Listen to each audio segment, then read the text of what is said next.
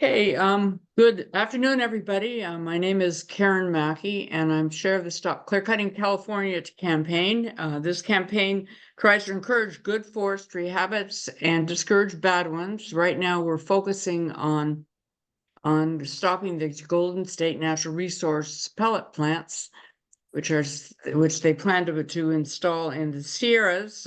We do this through forums like this one, also through posting on social media on Facebook and also on Instagram. And also we write letters to the editor. So, and we encourage people to write comments on DEIRs and other things that are meaningful. So tonight we are really lucky to have a panel and to talk about GSNR. If you could hopefully put your questions in Q&A that you have during the presentation, and let me turn the meeting over to Jennifer Normand. Yeah. Thank you so much, Karen, and thank you, Jane, Shaye, and Rita for joining us today to talk about the draft environmental impact report that was released by GSNR and give people some opportunity to understand it better so that they hopefully will submit some public comments on it in opposition.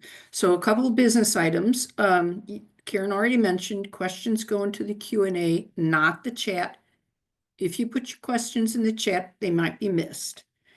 If you want to make your questions visible to others, copy and paste it. After you put it in the Q&A, copy and paste it into the chat.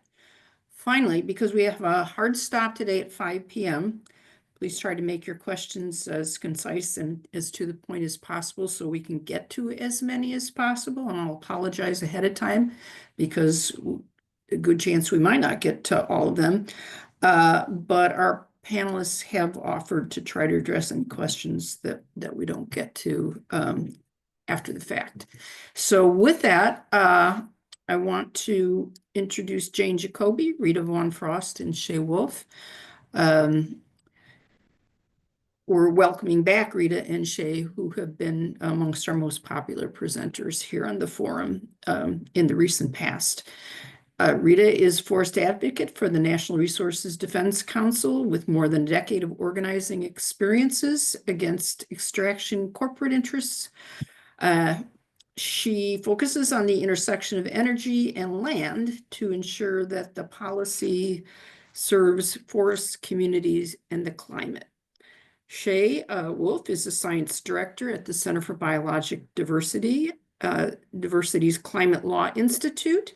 She provides scientific support for the center's campaigns to protect people and wildlife from the climate crisis, focusing on phasing out fossil fuels and other dirty energy and speeding a just transition to 100% clean, renewable energy in the U.S.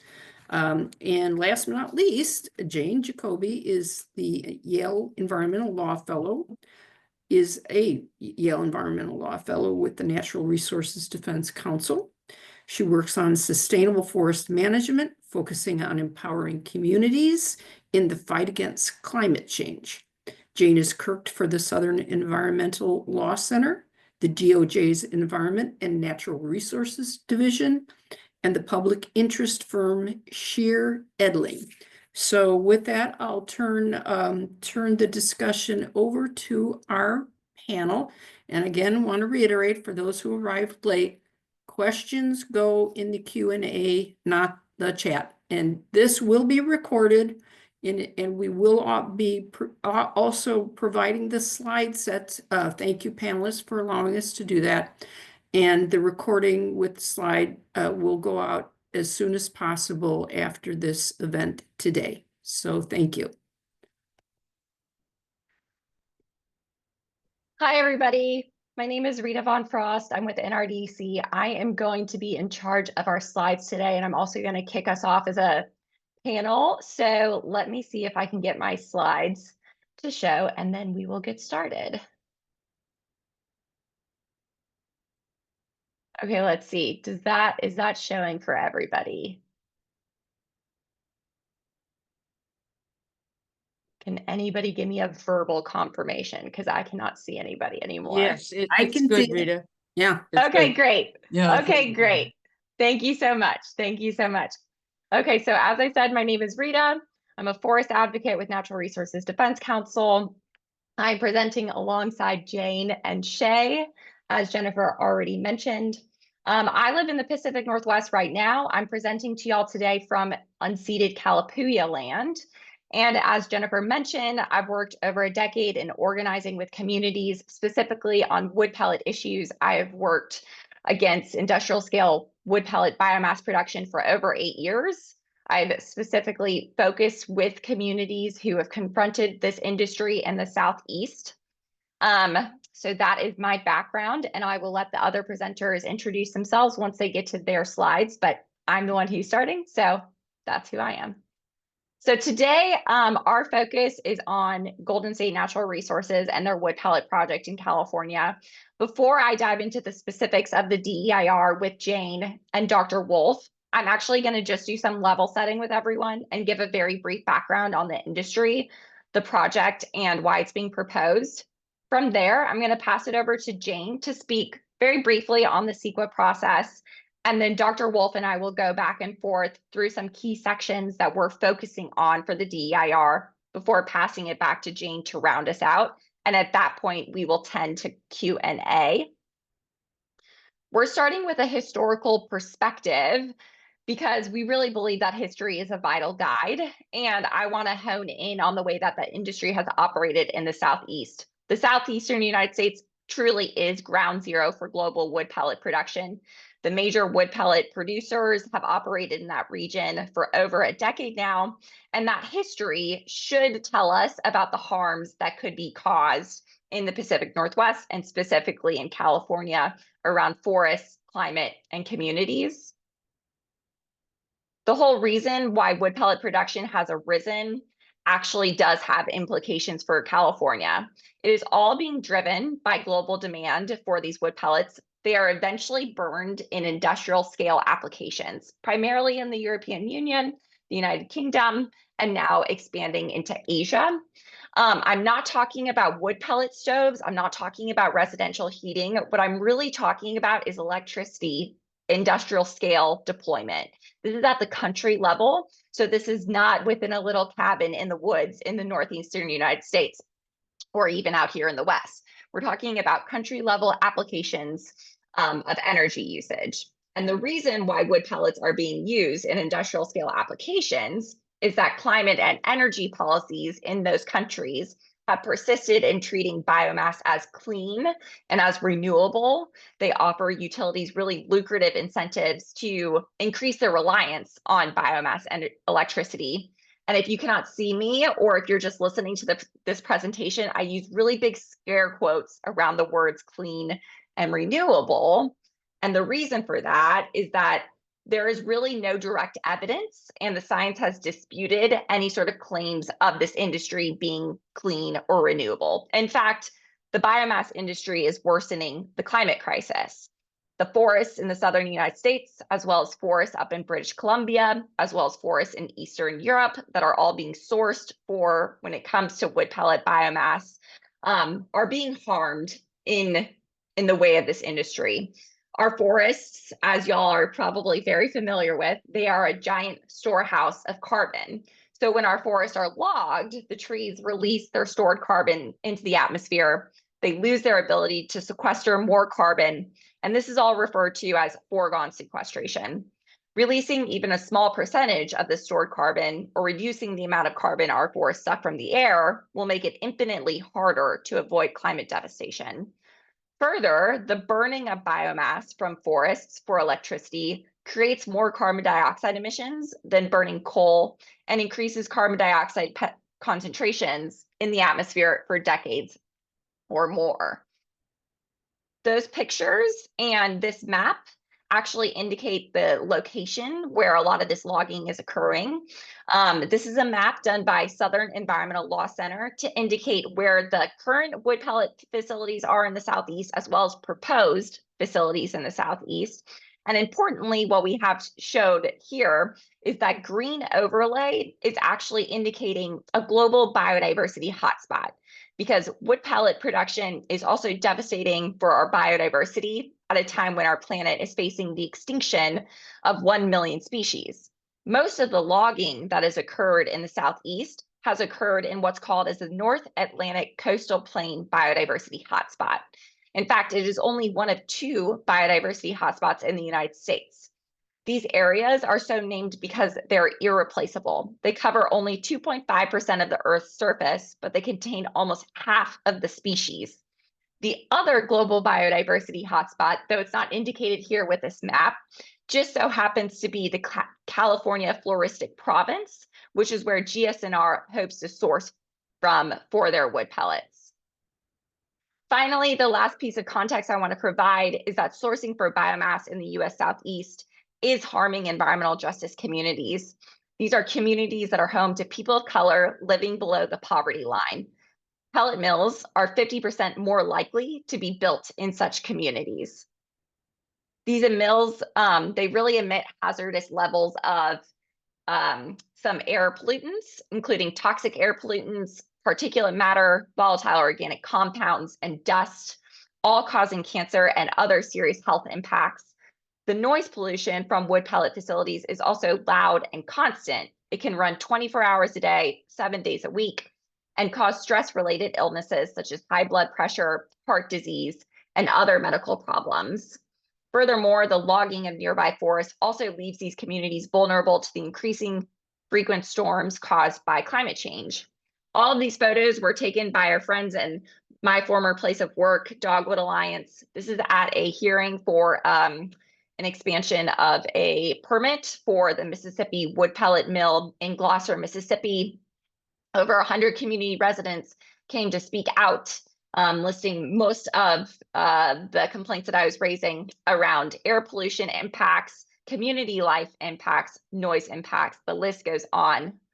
People really don't like this industry as a neighbor.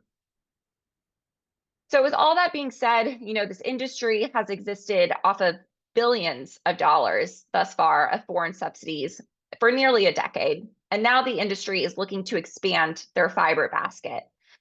Western forests have yet to be exploited by this industry, and with the region's emphasis on broad-scale thinning as a wildfire solution, the policy environment has really created an opening for what we are facing.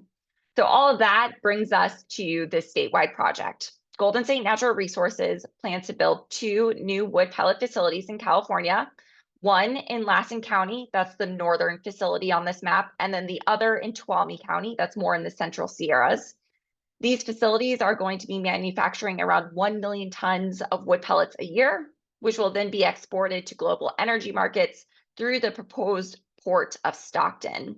This is an exceptionally large-scale project. It would make it one of the biggest in the country, actually. And the producing 1 million metric tons of pellets will require 1.73 million metric tons of green wood, sourced within 100-mile radiuses of each facility. The developer has been conceptualizing this project since at least 2018, but we right now are sitting in a major administrative moment for CEQA with the release of the draft environmental impact report. So with this, I'm going to pause. We're going to shift over from the history and talk a little bit about CEQA. I'm going to pass it over to my colleague, Jane. Good afternoon, everyone. I'm Jane Jacoby. Thank you so much for giving us the opportunity to speak about this project. I'm joining you all today from the ancestral land of the Blackfeet and Gros Ventre people in central Montana. So I'm going to try to speed run through the administrative process that's going on right now, and which is why this panel is so timely. So the GSNR proposal that Rita just introduced is a public project, which means that the agency responsible for designing and trying to push through this project is required by law to complete a thorough environmental analysis. So the law that controls that process is the California Environmental Quality Act, which you may know as CEQA. CEQA is designed to do a few things. It's supposed to help inform the government and the public about a given proposal's potential environmental effects. It's also supposed to help avoid and reduce significant environmental damage of a given proposal. And as part of that, the agency has to analyze environmentally superior alternatives and mitigation measures that they could take. And then finally, CEQA is designed to increase government transparency and provide the public with information about why a given project was approved. Next slide. So we're going to try to really briefly run through the GSNR CEQA process that's happened and which was conducted by the Golden State Finance Authority. So this flow chart on the right of your screen, if you can see it, is the whole CEQA process. And as you can see, it is really complicated. I'm really going to try to boil this down to the 5 most important pieces of this project. So if you can head to the next slide, Rita. Those 5 steps are, first, scoping. So that's when the agency determines the outline of a project and what they'll analyze. Second, the agency will write and release a draft environmental impact report, or also called a DEIR.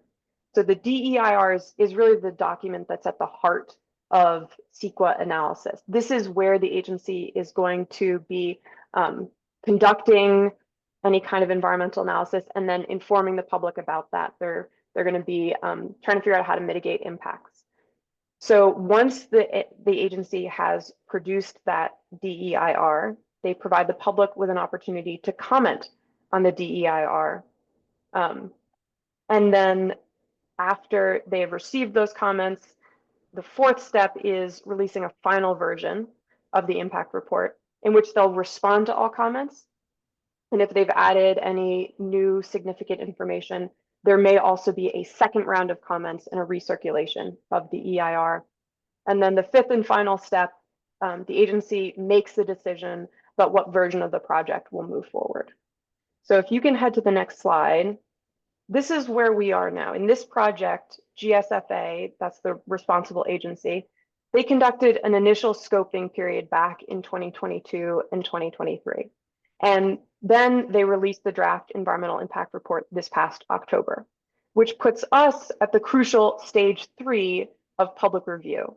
So we all will have until January 20th to submit comments on the project, and GSFA will have to respond and address any of those comments in the next stage of the process. Next slide. Our coalition has been carefully reviewing the DEIR to try to better understand the project that GSFA is proposing and to determine if the analysis meets all of the CEQA requirements. So there are many, many CEQA requirements, but 5 that are particularly important are accurately describing the project, identifying the baseline conditions that a project might impact. They have to analyze 18 different resource factors that range from hydrology to greenhouse gas emissions. The agency also has to determine if impacts are going to be significant, and then they have to evaluate potential project alternatives. So now that we've given you the sort of big picture of what it is we're doing, I'm going to hand things off back to Shaye and Rita to talk about the substance of that review and what we've found so far. Great, thank you, Jane. Thanks, Rita. Yeah, and I'm Shaye, and I'm a scientist with the Center for Biological Diversity. I'm in the Bay Area in California on unceded ancestral Ohlone lands, and I have spent a decade fighting dirty biomass energy in California. And we are very alarmed that the wood pellet industry is trying to get a foothold in our state. So I'm going to dig into the section kind of big concept in the DEIR, which is wildfire mitigation and forest resilience. And this shows up in the DEIR as a justification for the project. And it also shows up in other kind of across the DEIR. So kind of the key stated project objective is to thin dense forests in California to reduce, and also in the project area, California, a little bit of Southern Oregon and part of a little bit of Nevada, but to thin dense forests to reduce wildfire risk and increase forest resilience. And then this is a direct quote from the DEIR.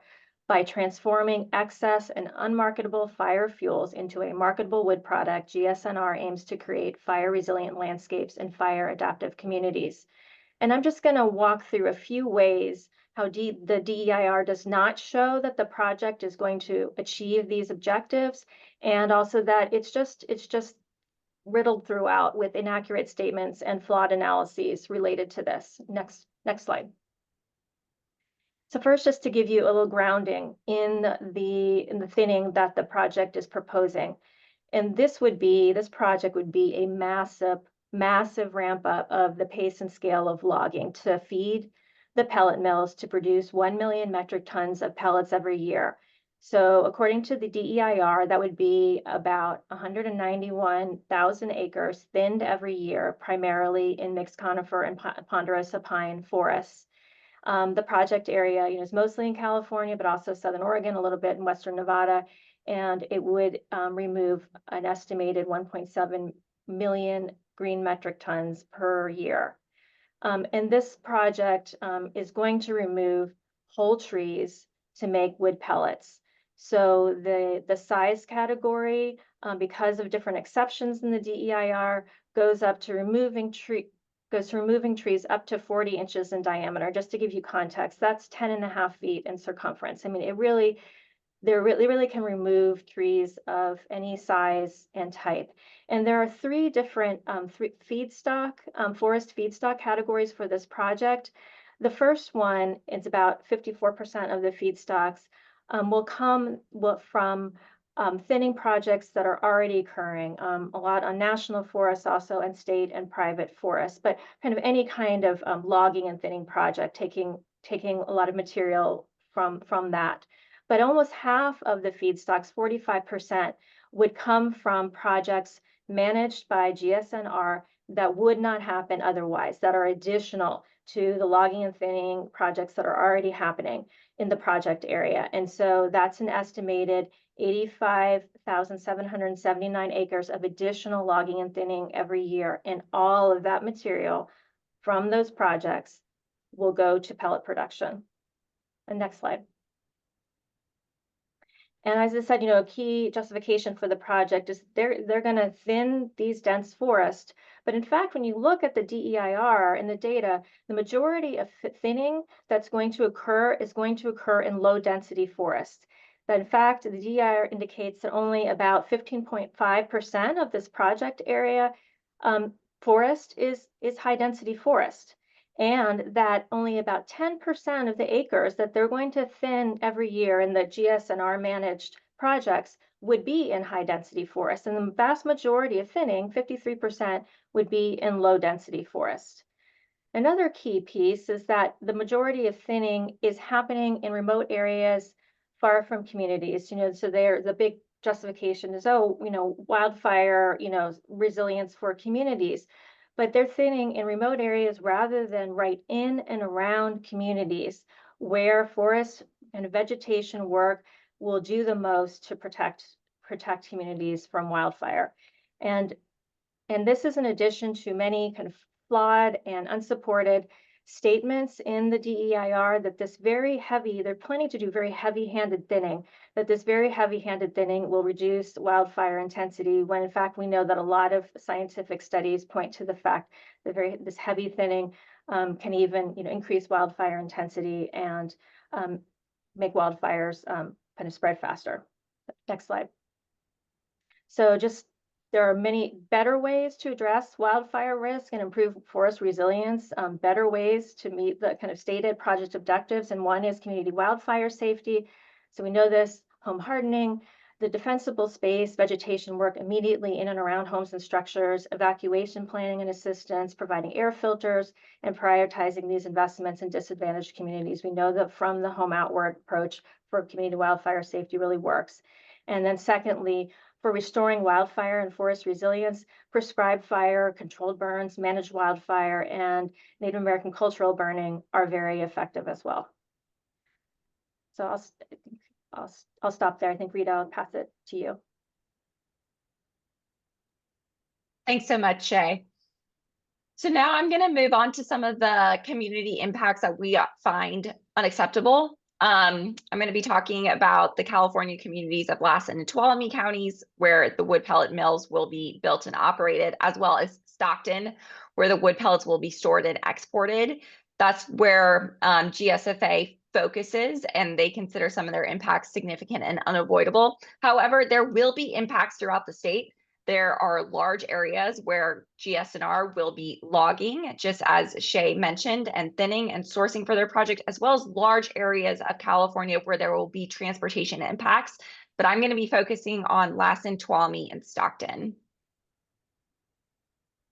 So first at the facility in Lassen, it's going to, this is a chart that we're pulling out from the DEIR itself. The Lassen County facility is going to be a monstrous facility. It's going to churn out 700,000 tons of wood pellets every single year. That's going to be one of the largest facilities in the entire United States. It puts it in the top 10 facilities in the United States. GSFA is admitting that the project's emissions will actually exceed air pollution control district limits for dangerous air pollutants like particulate matter, including PM10 and PM2.5, nitrogen oxide, volatile organic compounds, and carbon monoxide.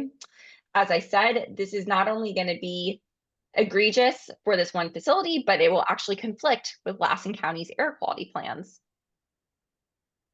Furthermore, the emissions of these toxic air contaminants will also pose serious cancer risks to nearby residents. Indeed, the DEIR finds that the GSNR facility-induced individual cancer risk in Lassen County is more than double CEQA's threshold of significance, and in Tuolumne County, it is more than 4 times greater than the CEQA threshold.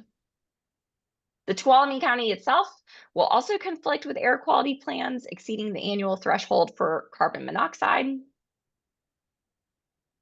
And then finally, at the wood pellet storage and export terminal at the Port of Stockton, the project will create significant NOx impacts, as well as adding to the PM2.5, which is fine soot impacts in an area that's already failing national standards for PM2.5, highlighting potential conflicts with the regional air quality plans.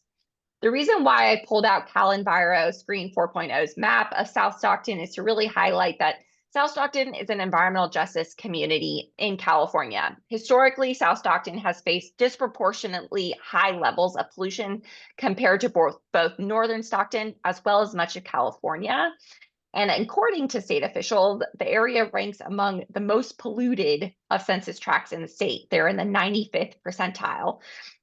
Which reflects significant socioeconomic and environmental vulnerability. People living adjacent to the port project operation will be negatively impacted by increased emissions from increased port activities because of this project, including rail, truck, and ocean-going vessel vehicle traffic. Furthermore, this community is part of Stockton's AB 617 designated area. This is recognized by the California Air Resources Board as a priority zone for emissions reductions and air quality improvements. And yet we have this very large project being proposed, and there are no alternative port locations. But according to CEQA environmental justice guidelines, the DEIR should be evaluating the economic and social impacts of a project on people who have been historically subjected to unequal treatment and who are overburdened by environmental pollution and economic and social disparities. There's an absence of this kind of comprehensive consideration in the DEIR, which represents a significant oversight. And now I will hand it back over to Shaye.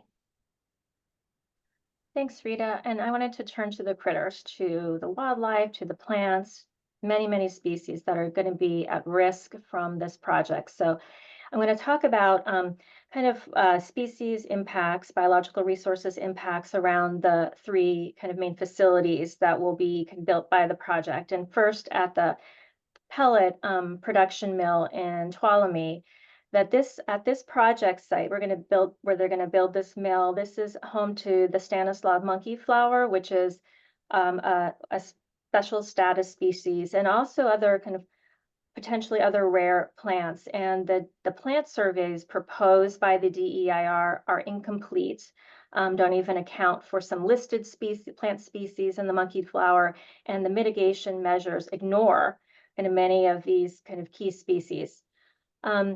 At the Lassen County pellet mill, they will be, the building of that facility will destroy about 40 acres of wetland. And the project suggests, not in this section, but elsewhere, it might do some mitigation, but it on no set timeline, but it should be doing avoidance. It should be avoiding the destruction of the wetland, but it is not. At the Port of Stockton, for the storage and shipping of the pellets, that area is home to 4 protected fish species for listed fish and harbor seals. And the DEIR did not consider or mitigate the impacts of the 29 cargo ships every year that will be docked there and transporting the pellets from the Port of Stockton, nor did it look at the possibility that there could be wood pellet spills that could affect species and the San Joaquin River ecosystem that's nearby. Next slide. And I wanted to kind of also pull out to the bigger picture of the project area where they're going to be logging and thinning. And so from the entire project area, including those facility sites, the DEIR, estimates that there are 843 special status species that occur or have the potential to occur there, including 200 special status animals and 643 special status plants. Many of these are federally or state listed species, and I've just listed a few of them. Northern spotted owl, great gray owl, the fisher, the Southern Sierra Nevada ESU, martins, gray wolves, Sierra Nevada red fox, wolverines, and the California spotted owl, which has been proposed for federal listing. So a lot of species that are already in trouble that would be at risk from this massive ramp up of habitat destruction and degradation. And there is also critical habitat for about 30 federally listed species in the project area. So that includes 20 animals and 10 plants. Next slide. And several of the issues that we've identified in this section, well, first of all, in the bigger picture, these forest thinning projects, often damage forest ecosystems, and that in the DEIR, there is no analysis of the cumulative impacts of all the thinning projects on these species or ecosystems. It's kind of like a death by 1,000 cuts approach. There is no cumulative analysis of how this massive project cumulatively will affect these listed species and sensitive species. It is also unclear when they will actually do the required consultation with the agencies, the Forest Service, Fish and Wildlife Service, California Department of Fish and Wildlife about the impacts to the listed species. And there is no requirement to confer with the state water boards on the impacts as well. On the project specific analysis, according to the DEIR, there isn't a need to consult with these agencies if a forester determines that the species would benefit from the thinning. So that's a big problem. Those are just a few of the problems for biological resources. Next slide. So the next area I wanted to turn to is the greenhouse gas emissions and climate impacts that would come from this project. And just to kind of walk you through all the places where greenhouse gas emissions and all the co-pollutants would come from, it's logging and thinning the forest, trucking the cut trees, the greenhouse gas emissions coming from wood pellet mills, from the transport of the pellets by rail to the port, the pellet storage at the ports, those big pellet piles can release methane, and shipping those pellets thousands of miles overseas to the EU, UK, and Asia, and then finally burning those pellets in coal-fired power plants, converted coal-fired power plants for electricity. So next slide. So the DEIR, in the DEIR analysis, it's very clear that the logging and thinning, the forest feedstock acquisition is going to lead to massive greenhouse gas emissions. And that's, when you remove a tree, when you do that thinning and logging, that ends that tree's carbon storage, it reduces the forest carbon sequestration, and, it releases the carbons stored in those trees to the atmosphere in the case of this project, worsening the climate crisis. And the DEIR estimates that the emissions from the thinning and logging that will happen every year, the tree removal, would be 3.4 million metric tons of CO2 equivalent just for the GSNR managed projects, which is about 45% of the feedstock acquisition. So that's 3.4 million metric tons of CO2 per year over 20 years, the 20-year lifetime of the project.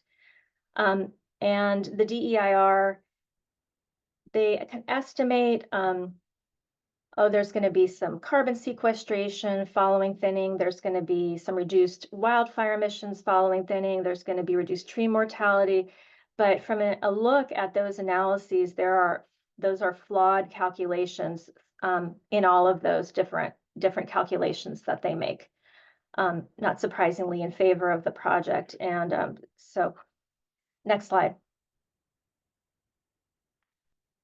So finally, I just wanted to point out that, so the DEIR makes some estimates of the project greenhouse gas emissions from the part of the project that is after cutting the trees, the transporting and processing of the trees, the making the pellets, the transporting the pellets and shipping within California. So not include the shipping emissions from, shipping thousands of miles, overseas. They estimate, that there would be about 95,000 metric tons of CO2 emissions per year. When then you kind of dig deeper into the DEIR and their life cycle estimates, they actually, they present a few, but they actually acknowledge that the total life cycle greenhouse gas emissions from the project, if you count the carbon, the tree cutting, the carbon removal, release, from the tree, from cutting trees, that could be a almost 3.2 million tons of CO2 per year. And that's even including their sort of flawed calculations that favor the project. So that's a massive amount that they're even acknowledging could come from the project. They acknowledge that these greenhouse gas emissions are significant. They acknowledge that the project, these emissions could conflict with the California scoping plan and the state's emission reduction goals. So this is a real problem for the climate, for forests. This is a time when we should be protecting forests and their carbon storage and not, cutting them down to produce pellets to be burned for electricity. So I'll pass it back to Rita. Or sorry, Thanks. pass And I it to think I'm Jane. actually passing. Yeah, thanks. So what we've tried to do today is present a big picture of some of the concerns that we have with the DEIR, which we fundamentally believe is inadequate. And we've mostly focused on some of the significant and unmitigated impacts substantively with the DEIR, the ecosystem degradation, the carbon emissions, the public health concerns. We also think that there are serious issues with the analysis and methodology of the DEIR itself. And so we're really concerned about this project and believe that it's incredibly important to submit robust comments by the deadline. And to that end, next slide, that's where you all can come in. Definitely as a first step, please learn more about GSNR and the threat of biomass. There are several really wonderful resources out there, but we've linked to 2 here that are a couple of good places to start. And again, I'll try to pop these URLs in the chat in a minute, and the slides will be sent along at the end, so you should have access to these as hyperlinks. Most importantly, you can submit a comment. So you can find information on how to submit an email or physical mail comment if you go to the GSNR website, which is goldenstatenaturalresources.com/DEIR, or we've tried to make it even easier. You can scan this QR code with your phone, and that will take you to an NRDC form that will let you submit a comment directly. And then finally, we'd really love it if you can help spread the word. Here are some social media tags, and please tell your friends and your community about this project and why you're concerned. So with that, I think we will now open it up to questions.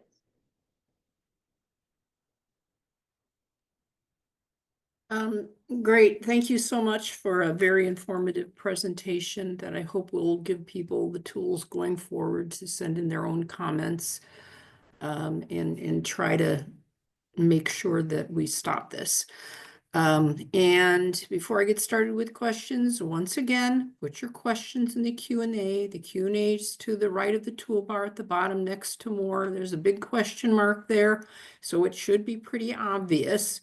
And from here on out, I'm going to be looking at the Q&A. I'm not going to be monitoring the chat. So if you put another question in the chat, it may get missed. So with that, I just want to first of all ask you to clarify, like, what are the origins of GSNR and what is the GSFA and how is it that the two are in bed together? I can take a whack at this, and then Jane and Shaye, if y'all have anything to add, please do.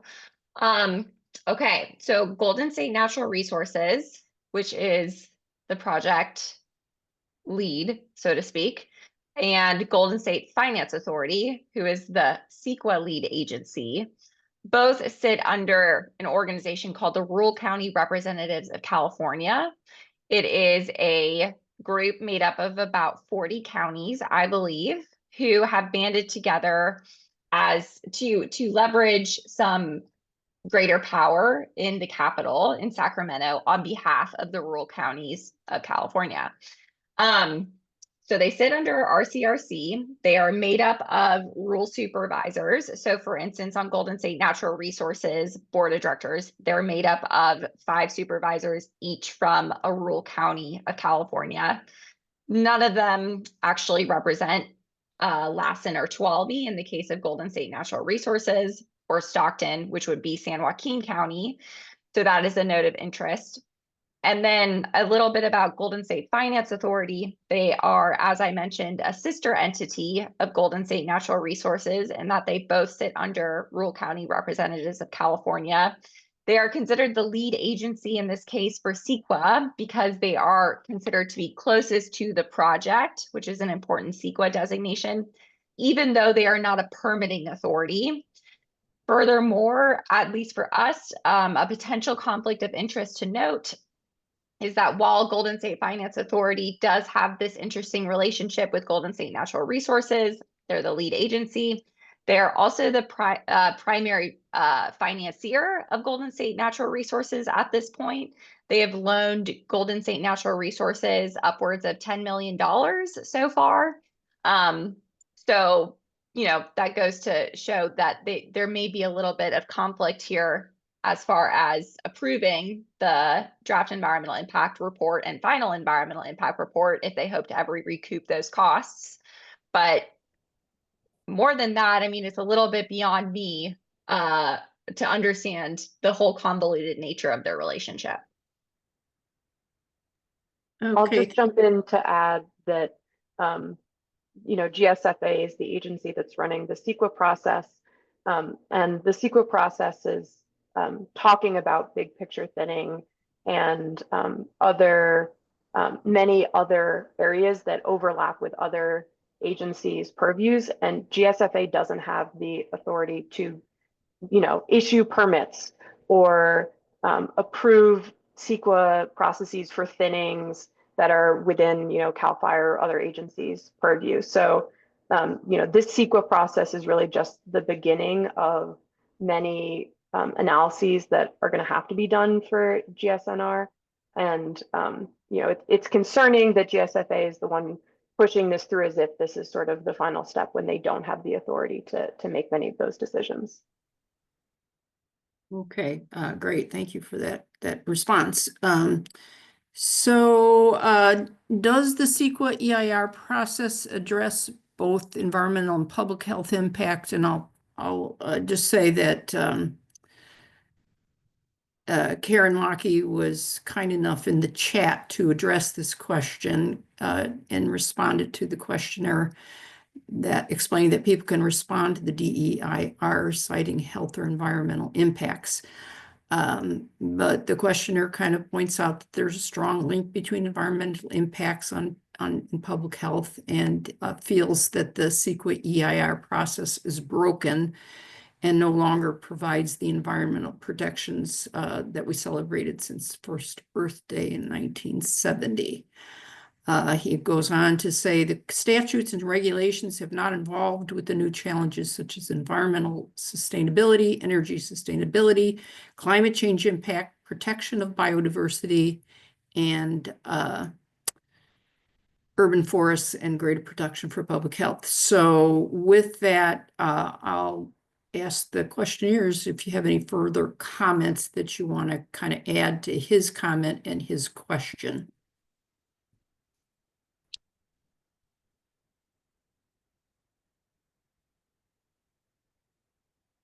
Shall I take that as a no? I'm available to answer any questions. I'm the one that asked the question. Well, we appreciate your comment, and it looks like we're going to move on to the next question. Is any of the proposed thinning to be done on steep slopes? I can say the answer to that is probably that we don't ultimately know, because the analysis of thinnings is done with a bigger picture understanding. It's not analyzing site-specific thinnings in the way that you might expect a SEQA or NEPA process for a particular harvest to look at, steep slopes. We don't know any of the specifics of where the thinnings will be, because this is really a much bigger picture analysis, which to us is a concern, that we, this SEQA process is written as if it's giving the okay for a broad swath of thinnings. Okay, thank you. Some Californians think lots of trees need to be removed due to bark beetle infestation, and so they are glad the trees are at least being used for pellets. Can you address this? Yeah, I could speak to that. So in terms of like there's some perception, you hear it, that, oh, that native bark beetle killed trees, increased like fire activity or fire risk. And there's been a lot of science on this. There's been a lot of science across Western forests, including California forests, that haven't shown that to be true, haven't shown that that those kind of beetle killed trees or forests are, have higher wildfire intensity, or, any of the kind of metrics that you would look at. So in terms of like removing them in terms of a wildfire intensity argument, then the science isn't supporting that. And if you think about like native bark beetles as like an ecological disturbance process, their wildfire, bark beetles, drought are ecological disturbance processes that kill trees, that like thin forests. They are kind of the natural way to do that. And they provide, like logging and thinning and removing those trees, those standing dead trees provide this incredible habitat. Like they provide the kind of the beetle, there's lots of food for, insect food. There's lots of those snag forests are very ecologically rich areas with like a lot of species diversity, and often, historically kind of, or recently more underrepresented. The snag forests are often being cut down by salvage logging instead of being let to stand and provide habitat. So no, it's not. It's like in terms of habitat provision and carbon storage and forest resilience, I think you leave those trees. Okay, thank you, Shaye. Anybody else want to add anything before I move on? Okay, so how many million metric tons of carbon dioxide would have been left in trees not cut in a 20-year comparison?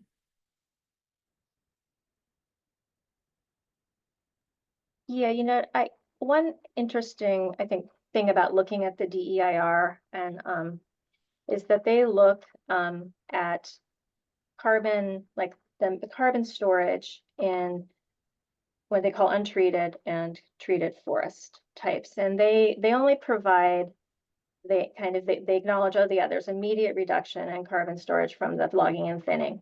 But they only provide, even though the project length is 20 years, they only provide a look at like carbon storage after 60 years. And even after 60 years, like the untreated forests have a lot more carbon storage than the treated forest. I think I have to look, and so don't quote me on this, but I think when I did a calculation, it was like significant. It was like 54 million across the project area, 54 million metric tons more like carbon in the untreated than the treated forest. It was a big amount. It was a big amount. So yes, so there's even, there's a lot, even after 60 years, there's a lot more carbon storage in the untreated forest. Okay, great. Hope that answers the question. And if nobody else wants to add to it, I'll move on. And can you provide information on more specifics on what the actual health effects are of wood pelletization, wood pellet storage, and biomass incineration, and kind of, what kind of actual data is there based on the experience of places like the Southeast, where this industry has been in full swing for quite a while? Yeah, we can put some resources in the chat about this so that people can dig in about it. Two important notes just to start off here is that the American Lung Association as well as the American Heart Association have both come out against wood pellet production and bioenergy facilities because of the health impacts that they carry. As far as wood pellet production mills go in the Southeast, many of the complaints have really focused on and kind of situated themselves around the VOCs, the HAPs, and the PM 2.5, as well as PM 10 that come from the facilities themselves. There's this complaint about the amount of wood dust that is always in the air. The same is true for wood pellet storage and export terminals. There are a lot of complaints about fugitive dust around those facilities. And in fact, a community in North Carolina called Sunset Park just had a fugitive dust order issued by the North Carolina Department of Environmental Quality due to the enormous amounts of complaints that that community had to send in to the Department of Environmental Quality over the years. But a lot of those issues around PM 2.5, PM 10, VOCs, HAPs come down to asthma and breathing problems. There are also heart-related problems associated with all of those hazardous air pollutants as well as volatile organic compounds. Honestly, because the wood pellet industry is so young as far as how long they've operated in the United States, they've only been operating for about 12 years now. The first facility kind of came online in 2012. That has made it difficult to have established health data about that impact. And yet we are now really at the point where researchers can be publishing research on it. So Dr. Erica Walker out of Brown University has just published some research about the noise impacts of the Drax, Gloucester, Mississippi wood pellet production mill. She also is going to have another study come out later this winter about the health impacts of that mill. Furthermore, the Environmental Protection Agency is undergoing an epidemiological study about the impacts of wood pellet production mills due to the enormous amounts of complaints that have come from communities that have lived with those mills. So I would say that we're at a place where we know some of the correlation between the health impacts and the emissions that come from these wood pellet facilities, but we're getting to the point finally with dedicated research to also show that there is causation. We're just at kind of like the leading edge of and the forefront of that research. And what are we talking about? Are we talking about asthma, COPD, cancer? Yes, and yes. All of the above. Yes. Okay. Yes. Anything else I missed? Yes, I will. As I said, I'll make sure to put some resources in the chat that goes through it a little bit more thoroughly. Okay. And can you tell us a little bit more about GSNR's partner Drax, like a little background and, just how they, what their piece is in all this? Yes, I can give some notes on this. And again, Shaye, Jane, if y'all have anything you want to add, please do. This was an aspect of the project that we didn't really have time to put into the slides, but should be causing enormous alarm within California. So Golden State Natural Resources earlier this year entered into a memorandum of understanding with Drax. Drax is a United Kingdom-based company They're the world's largest bioenergy producer. They're also the second largest wood pellet producer. So they have a number of facilities already established in the southeastern United States, as well as up in British Columbia. They really have this alarming track record when you look into Drax. They have dug their own grave on this issue about how they treat communities, how they treat the global climate. They have exacerbated climate change. They harm rural communities. They devastate forest ecosystems throughout North America. The pellets that they produce, as well as the pellets that they buy, oftentimes end up at their own facility up in North Yorkshire. It is the world's largest wood burner in the world. They used to be the world's largest coal burner in the world. They have now converted that facility into a bioenergy facility. And because of the way that UK climate data works, we actually have their emissions on a yearly basis. They've emitted 11.5 million tons of carbon dioxide in 2023, which is over the equivalent of 2.5 million cars on the road driven for 1 year. That is so bad that they actually topped the list as the UK's power sector's largest carbon dioxide emitter. They also are the facilities in the Southeast that have the largest fines against them. So when I'm talking about these health impacts, one of the worst parts about these facilities is that they fly in the face of the Clean Air Act. They act with almost the sense of impunity in the amount of times that they actually break the Clean Air Act. And the same is true in Canada. They also have a terrible track record of breaking clean air laws up in Canada. And then the last thing that I'll mention about Drax, I can go more into those health impacts, but just for time here, the last thing to note is that Drax has also been caught sourcing forests from old growth forests in Canada, never before logged, never before touched forests in Canada.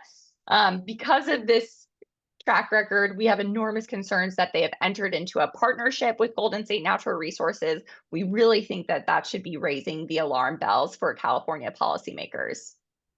Okay, and we're close to the hour, so I did want to just add that there was one commenter who added in terms of health impacts, the mental health impacts due to noise pollution. Because the pellet factories run basically 24/7 and they make a lot of noise. So there's that. So with that, we'll conclude. And again, this recording, as well as the slides, will be made available to everybody who is here today, as well as everybody who registered, but it was unable to join us today. And they will be made available as soon as possible. I want to thank our presenters. I think you did a phenomenal job providing some background on the DEIR, and we hope all of you who are here today, all of you who will be watching the recording out there, hello, that you'll be using the information presented today to put together, a comprehensive comment, and we just thank you so very much. And with that, next month, we're working on a speaker, and we'll let you know as soon as possible who that is. And Karen Maki, do you want to have any final closing comments, other than, of course, thank you to Rita, Shaye, and Jane. Do you have any closing comments? No, I want to also thank Rita, Jane, and Shaye. Great presentation. Thank you so much. And we'll be reaching out to everybody to ask them to send in comments. Thank you all. Thanks so much for having us. Thank you. Question. Thanks, y'all. Take care.